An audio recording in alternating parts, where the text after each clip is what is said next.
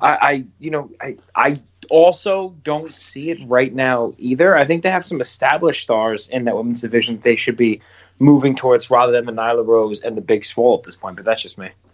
Yeah, there's some very odd choices of the women's division. I'm assuming Kenny Omega is the guy behind it all, so it's kind of up to his whims as far as what he wants to do with it. And I don't know, he's got different tastes than I do, I suppose. So I know, we'll move on to that, I guess. As you mentioned, the Chicago crowd really kind of did a lot to enhance this show, and really crowds everywhere, but especially Chicago are super into Cody, right? Right now, he's obviously their top babyface. Yeah. He's great reactions everywhere, and his feud with MJF has been really well done, at least I think so. And this match, of course, we all know the stipulations leading up to it. He went through with the whipping and all that stuff, which was a really, really emotional segment on Dynamite a few weeks back. It started off a little bit kind of like a regular wrestling match for the first maybe portion of it, and then kind of really turned it up with a lot of the shenanigans with the Wardlow and Brandy and Arn and all different stuff happening.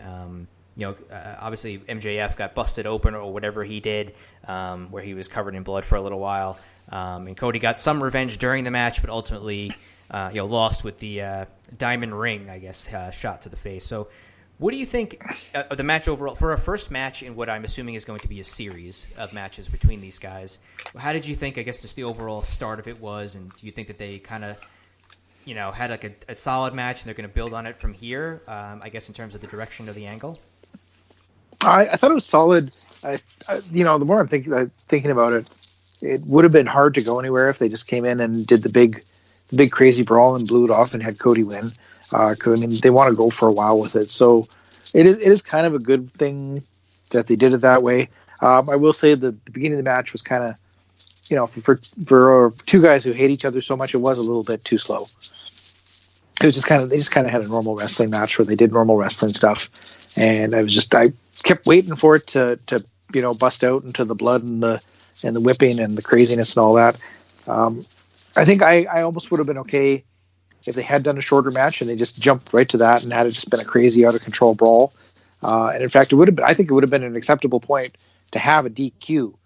I know they did the first one in the Iron Man match ever in the history of the promotion, but this would have been a place where a DQ would have been acceptable, where Cody beats the hell out of MJF, tries to get some revenge, and then gets himself disqualified for going over the line and going crazy or having an ugly neck tattoo, whatever justification you want to have for the disqualification. But it's...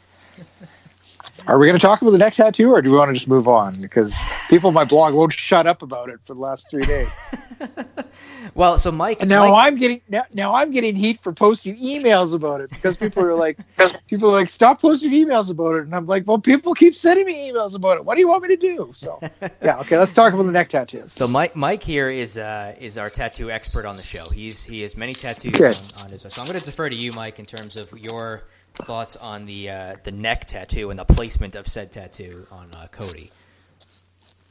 Here's the thing. So the actual tattoo itself, it's not a bad tattoo. It's well done, that kind of thing. But normally when you go to a tattoo artist, any artist who's an artist will be like, for your first, second, or third tattoo, they're not going to do your face. They're not going to do your hands. They're not going to do your neck, right? It doesn't look right if you don't have any tattoos in your body and your whole face is tattooed. So I think Cody's tattoo, should he have other accompanying tattoos, I think it might be a little bit more acceptable, but it kind of looks like he just got a sticker and threw it somewhere on his body.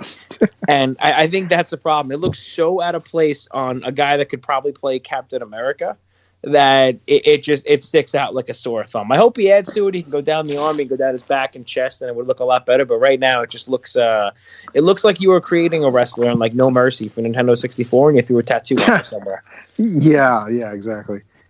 I don't know. I feel like just if you want to have the ugly American Nightmare tattoo logo on you, just put it on your chest or something, or your back, or start small with that. And then work up to it, right? Even Rock, went in stages, and before he got all the way up to having the stuff all the way up his arms and everything like that. So I don't know. It just, I don't know. It triggers me, I guess. I don't know. It's too much Corey Graves, It's like there's enough Corey Graves in the world as it is. Without having other people on national TV with neck tattoos, Joe, I know you were talking about getting a neck tattoo. Is that now shelved because of Cody Rhodes gate, or? Yeah, there's been a lot of reaction to this Cody tattoo. I think all over the place. I think I'm going to have to hold off for a little while until the dust settles on this Cody thing. Even Brandy came out and said she hated it. So that's exactly. Even Brandy said she hated it. Like, oh man, like why would you go against it? I don't even understand.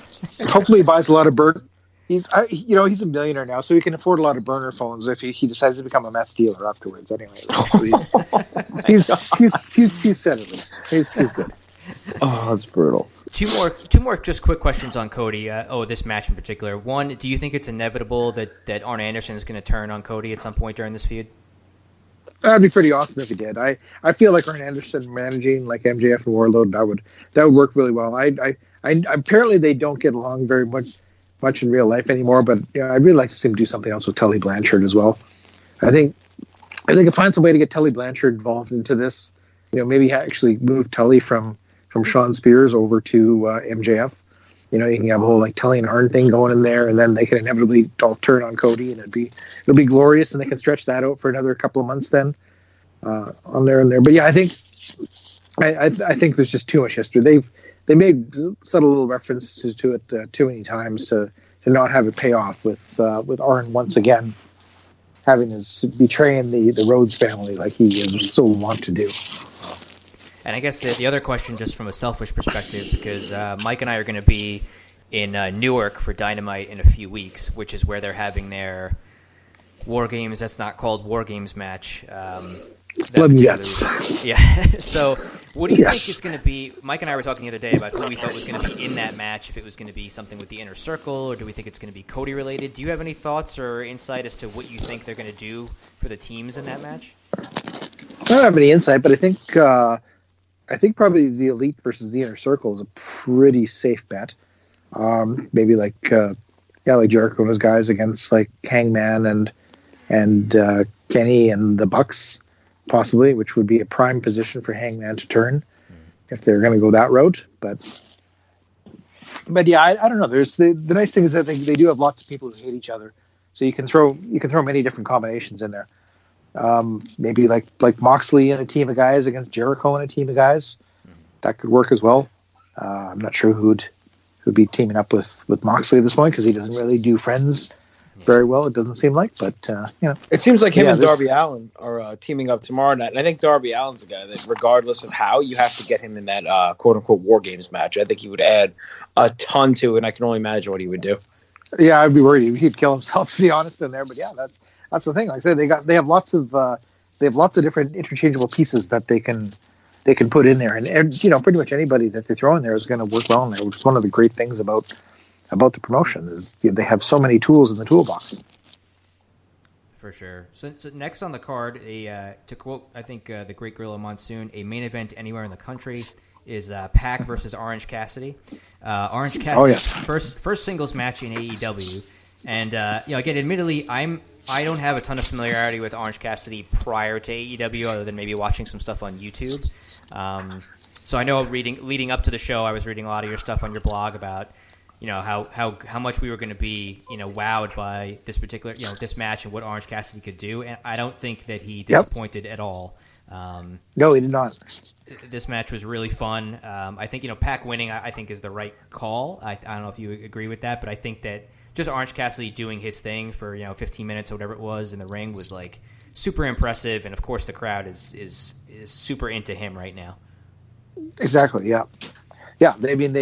They made him into a star in one night. It just like he already was a star, but now he's a star. Like he went in there and he showed he could back it up. And the fact is he made Pac laugh on national TV, and that's another amazing feat in itself, right? Like that man never cracks a smile. So like, how can you not love Orange Cassidy? I don't even understand the haters. It's like like the whole Jim Cornette and thinking about, it doesn't belong here, it's not wrestling. It's like, but the thing is, as I always said, wrestling's a 3-ring circus, right? You got your Cornette stuff over here with the blood and guts and the NWA guys in this part of the circus, but then you also do got to have place for the elephants, and you got to have a place for the clowns and the jugglers, and there's something. That's the great thing about it is, there's always something for everybody, and Orange Cassidy appeals to a part of the audience.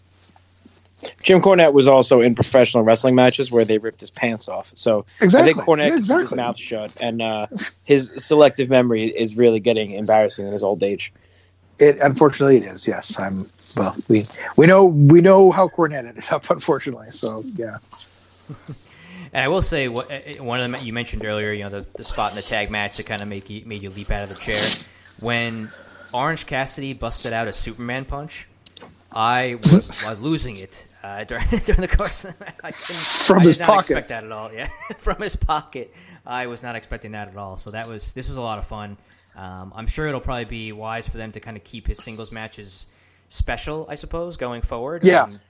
No, that's the thing is you don't want to just put him out on Dynamite and have a singles match every week, right? Like it has to be, this was the thing where they built up to it for a long time and it was a special thing, and now you gotta keep him off there again for a while, because God knows if this was, again, I don't want to keep dragging back the WWE comparison into it, but it's you don't want to Fandango him, right? Like because as soon as that act kind of got over a little bit, then it was shoved down our throats for a week and a half, and that was it. It was done after 2 or 3 shows straight of it, and the announcers all laughing at it and telling us how hilarious it was. It was they killed it off basically. So. Yeah. But I don't feel like they're going to do that with Orange. I think they're smart enough to know that he's you do it in small doses to keep it from wearing out its welcome. Yeah, I definitely agree with you there. And like you said, I'm sure they'll play it smart, and hopefully it'll be a lot more fun matches with him going forward. The main event obviously was Chris Jericho defending the AEW World Title against Jon Moxley. I think going into the match, when they first booked it, I think my initial feeling was they're going to change the title here. And then for the weeks leading up to it, I kind of was like, I'm not so sure. Maybe they'll keep it on Jericho. Maybe they'll extend it out. I know reading your review and some of the comments afterwards that you felt like it was definitely the right time to put the belt on Moxley, just given how he was kind of at a peak of momentum right now, right?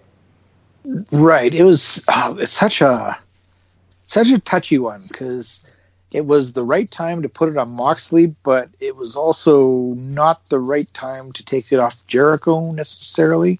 So that's always, I guess it's a good problem to have, in that you have two people who are super over and worthy world champions. But I mean, I always feel like it's best to err on the side of making the new star, because Jericho can always get it back anytime he wants, basically. And as it turns out, I guess he has a big summer tour booked. And so the thought behind it was that if they waited till the next pay-per-view for him to drop the title, then everybody would have completely known that he was going to drop it at that one. It would have been obvious because, he would have had to leave for this giant tour and be gone for 3 months. So they changed it here so that there was, it was still something of a surprise, basically. So he's probably not likely to get it back anytime soon. But I mean, once he's back and done all his touring and everything like that, they can absolutely put it back on Jericho. I mean, the guy's bulletproof. He's reinvented himself 800 million times, so he's fine. It would have been nice to keep it on him, but at the same time, yeah. I mean, Moxley was ready for the title, and it was a great thing to send the fans home on. And you don't want to Lex Luger the guy, right? Like, put the title on him and then figure it out later. So that was ultimately, I think that was the right call to make, was to make a new star. I think Jericho pointed out too that on his tour there are no tour dates on Wednesdays, and he did that on purpose. So he brought somebody, I guess, posted on his Instagram, and he's like, "Oh yeah, idiot! Look at the Wednesdays," and all the Wednesdays were open. So that was a nice, subtle little jab that he had out there to I guess let people know that there's still that chance he's not going to be dropping the title, and that's just Jericho being Jericho. Yeah, Jericho's a pro, exactly.